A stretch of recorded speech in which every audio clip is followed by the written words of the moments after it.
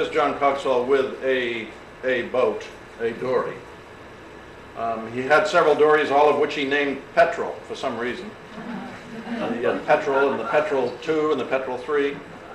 And that was one of the hats that he sported on a regular basis. And it's a very low tide. I'm showing these as much for the photography and the local scenery as for the activity itself. And the activity still goes on. You can see on the far distant horizon there the big derrick down at what was, I guess, probably still an operating quarry mine down on Folly Point. As you know, they took the guts of the point right out with a big quarry down there. So, look at the costumes. These must have been, somewhere around World War I. And that is John Coggeshall with my mother, whom he referred to as Toddy Wee for some reason, which she was very embarrassed about in later life and hoped nobody knew it. And I think, I'm not 100% certain, but I think this is the ship that he painted in the picture that I described earlier, the last salt ship. It looks a good deal better in the painting than it does in the photograph. It looks like it's weathered some pretty difficult crossings.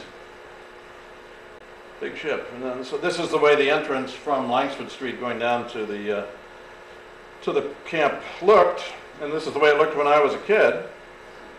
This gate I've had replaced. The camp was variously called Sunderden, Camp Coggeshall, had some other names, and it was also referred to as Red Gates because of the red gate. And this building, which now belongs to, on the left, which now belongs to Lynn Loskutov, was also a studio slash place to hang his paintings, and I think try to get traffic going by, to sell them.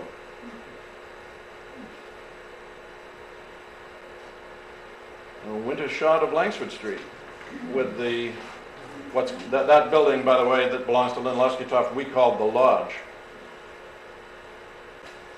And that's on the big rock down in front of the cottages. A pose. I think I've got a number of posing shots together here. Yeah, posing on the rocks in front of the camp.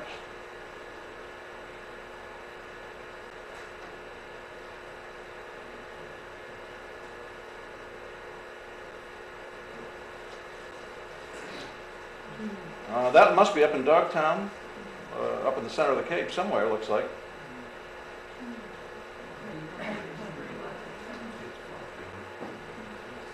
That is the famous Miss Tillinghast, the organizer of events, and probably keeper of discipline by the look.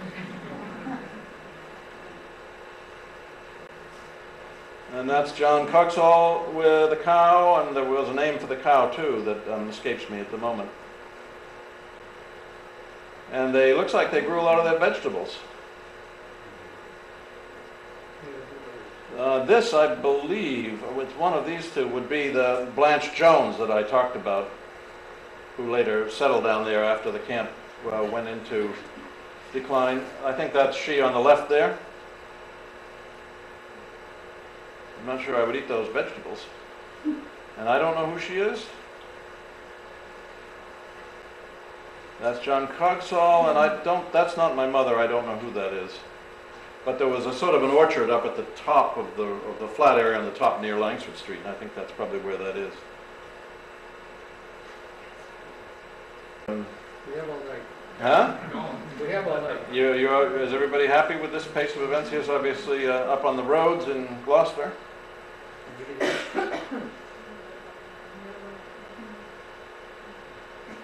I like that one.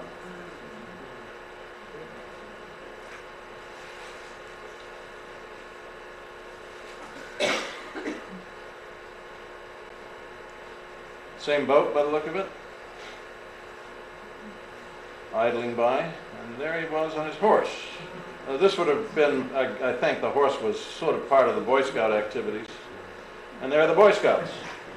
So if we could magnify it X times, you might find some of your ancestors in there. And that's down on the front lawn. That's a pretty big, pretty good sized Boy Scout troop. And here they are, obviously, in town. And there's probably a 4th of July parade, I suspect, or some parade. Anybody recognize either of the buildings here?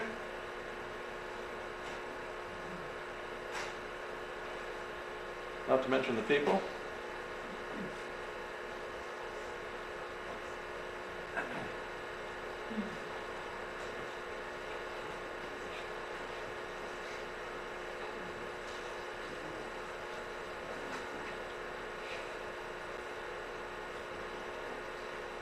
And this one really doesn't belong here, I think.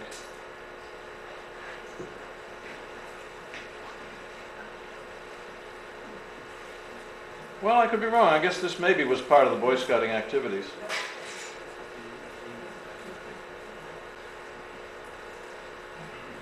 Tenting somewhere in the dunes, by the look of it. And that flag, I guess, would give you all the information you wanted, if you could read it, about the troop number and so forth. Again, this must be the same parade. This is a little bit out of sequence.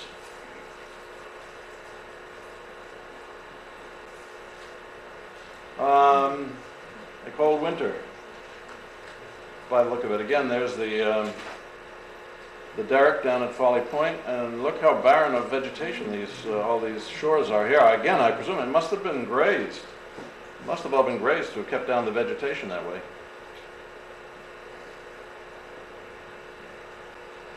And this is Tide Rock, what we call Tide Rock, and I guess it's now, because of the famous contentiousness of the piece of property, is now getting to be widely known as Tide Rock. And that is Mrs. Jones, the housekeeper.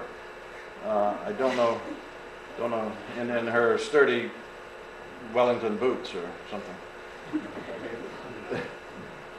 That was one of these winters back then around World War I where the entire bay froze over. There are stories about it.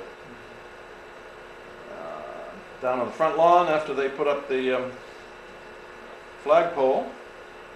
Yeah. And there was one with your grandfather's. With my name on it? Yeah, and your grandfather in it. Yeah, my grandfather, when I was 3 years old, carved my name in the birch tree over there. At that time, It was way over there. It's one of the first ones coming down the path. were you living there? Yeah. In that house up there? Yeah, the house that was there. Wow. Yeah. The same. Was there, gone here today, gone tomorrow.